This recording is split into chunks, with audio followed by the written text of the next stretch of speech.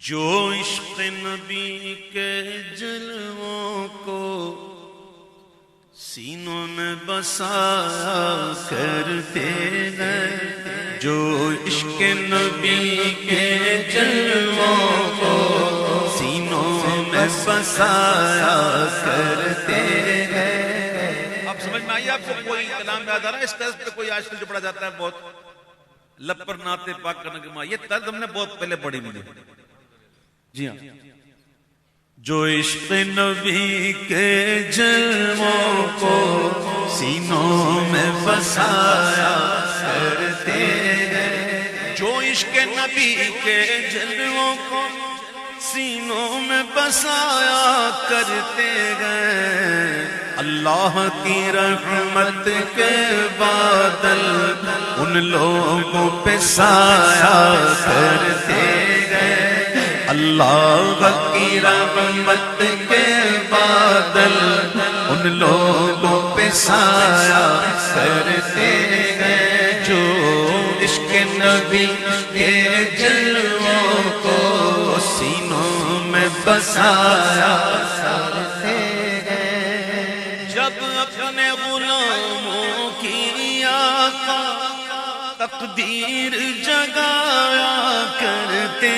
گئے، جب اپنے غلاموں کی آقا تقدیر جگایا کرتے ہیں، جب اپنے غلاموں کی آقا تقدیر جگایا کرتے ہیں، جنت کی سند دینے کے لیے روزے پہ بلایا کرتے ہیں، جنت کی سند دینے کے لیے روزے پہ بلایا کرتے ہیں، گرداب بالا میں پھنس کے کوئی طیبہ کی طرف جب تکتا گیا،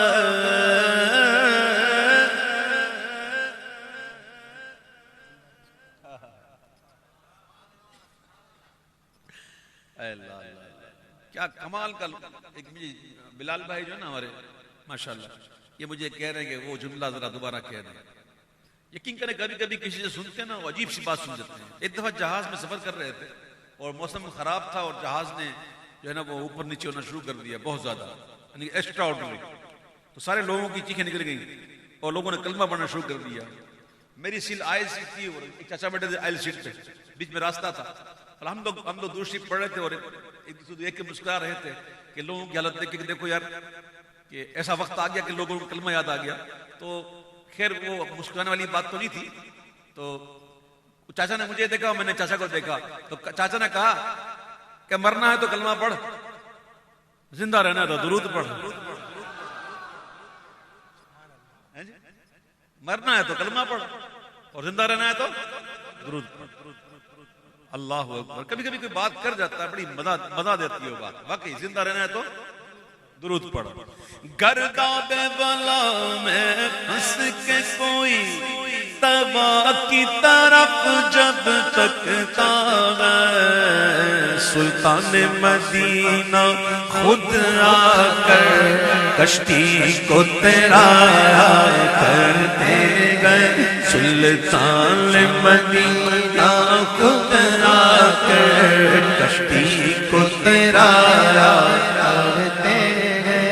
حزب البحر پڑھتے ہیں، کبھی پڑھنے والے پڑھتے ہیں نا حزب البحر شریف، وہ کب لکھی گئی، کس نے لکھائی، کس کے کہنے پہ لکھی گئی، کون آ کر کہہ رہا تھا کہ یہ پڑھ؟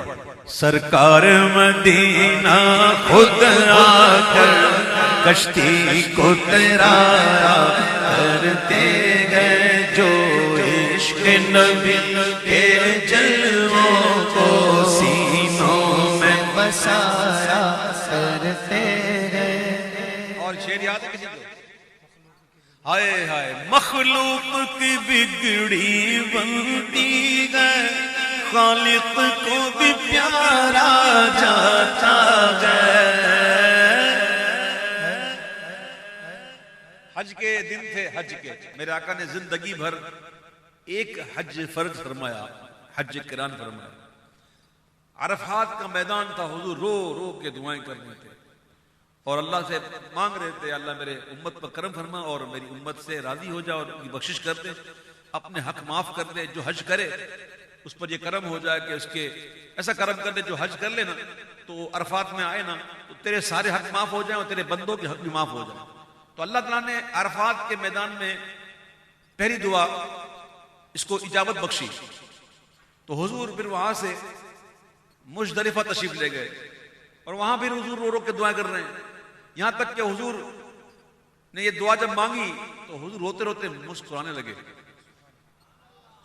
روتے روتے مسکرانے لگے۔ حضور کے صحابہ نے عرض کی حضور پہلے آپ گریا فرما رہے تھے، اب آپ ہنس رہے ہیں مسکرا رہے ہیں، بات کیا ہے؟ تو آپ نے فرمایا کہ میں نے عرفات میں حقوق اللہ کی معافی کا سوال کیا تھا، وہاں میری بات قبول ہوئی، اور یہاں میں حقوق العباد کی بات کر رہا تھا اور اللہ نے یہاں یہ بھی قبول کر لیا۔ تو پھر میں نے دیکھا شیطان جو ہے وہ اپنے سر پہ خاک ڈال رہا تھا اور اس کی حالت دیکھ کر مجھے ہنسی آ گئی۔ میرے آقا کے ہاتھ اٹھتے ہیں، مخلوق کی بگڑی بنتی ہے، خالق کو بھی پیارا جاتا ہے، جب بہرے دعا محبوب خدا ہاتھوں کو اٹھایا۔ جمعہ کا دن تھا، ایک اعرابی دوڑتا ہوا آیا، حضور منبر پہ جلوہ افروز تھے، ایک اعرابی دوڑتا ہوا آیا، حضور کرم فرمائیں، حضور کرم فرمائیں۔ تو کیا ہوا؟ مویشی ہلاک ہو رہے ہیں، حضور پانی نہیں ہے، بارش نہیں ہو رہی۔ میرے آقا نے یہ نہیں کہا صحابی تم کر کیا رہے ہو، میرے پاس آ رہے ہو، شرک کر رہے ہو، میں تو کہا بارش، جاؤ کوئی نماز استسقاء پڑھ لو، جا کے کوئی کنواں کھودو، کوشش تو کرو، میرے پاس کیوں آئے ہو؟ حضور نے اپنے مبارک گورے گورے ہاتھ اٹھائے، گورے گورے ہاتھ جن کو سوئے آسماں پھیلا کے جل تھل بھر دی، صدقہ ان ہاتھوں کا پیارے ہم کو بھی درکار۔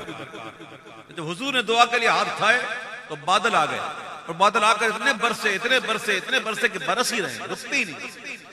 دوسرا جمعہ آ گیا، وہی اعرابی دوڑتا ہوا آیا، حضور کرم کرم کرم۔ کیا ہوا حضور؟ بہت ہو گئی، اتنی ہو گئی کہ اب کہیں ایسا نہ ہو کہ پانی کی وجہ سے مویشی ہلاک ہو جائے تو فصلیں تباہ ہو جائے، حضور کرم فرمائیں۔ بولے کیا چاہتے ہو؟ بولے حضور یہ چاہتا ہے کہ بس مدینے کے اندر نہ ہو، اطراف میں ہوتی رہے۔ صحابی کا عقیدہ تو دیکھو نا یار، کیا کیا مانگتے ہیں حضور سے۔ حضور ایسا کرم فرمائیں کہ مدینے کے اندر نہ ہو، اطراف میں ہوتی رہے۔ تو حضور نے پھر دعا کی اور انگلی اٹھائی، اللہم حوالینا ولا علینا، کہ اللہ ہمارے ارد گرد ہو، ہم پر نہ ہو۔ تو پھر ہوا بھی یہی کہ مدینے کے اطراف میں بارش ہو رہی ہے، مدینے کے اندر نہیں ہوئی۔ مخلوق کی بگڑی بنتی ہے، خالق کو بھی پیارا جاتا ہے، سلطان مدینہ بہر دعا، جب بہر دعا محبوب خدا ہاتھوں کو اٹھایا کرتے ہیں، محبوب خدا جب بہر دعا ہاتھوں کو اٹھایا۔ اے دولت عرفاں کے منگتوں، اس در پہ چلو جس در پہ صدا،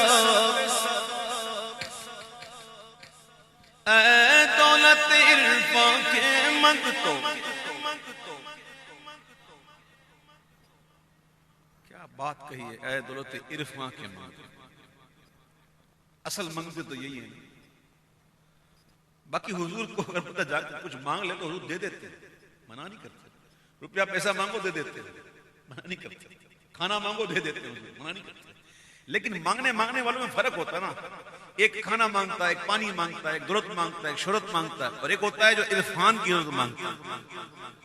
تو شاعر کہتے ہیں، اے دولت عرفاں کے منگتو، اس در پہ چلو جس در پہ صدا، دن رات خزانے رحمت کے سرکار لٹایا کرتے ہیں، دن رات خزانے رحمت کے سرکار لٹایا کرتے ہیں۔ ہے شغل ہم شام و سحر اور ناز سکندر قسمت پر. اب اور ناز نہ کرے تو کس پہ کریں؟ اس پر ناز نہ کرے تو کس پہ کریں؟ دیکھ لو الحمدللہ روز کا معمول ہے. کئی لوگوں کو دیکھتا ہوں روز محفل میں ہوتے ہیں، نصیب والے ہیں، اللہ کا کرم ہے شغل ہمارا شام و سحر اور ناز سکندر قسمت پر کہ محفل میں رسول اکرم کی ہم نعت سنایا کرتے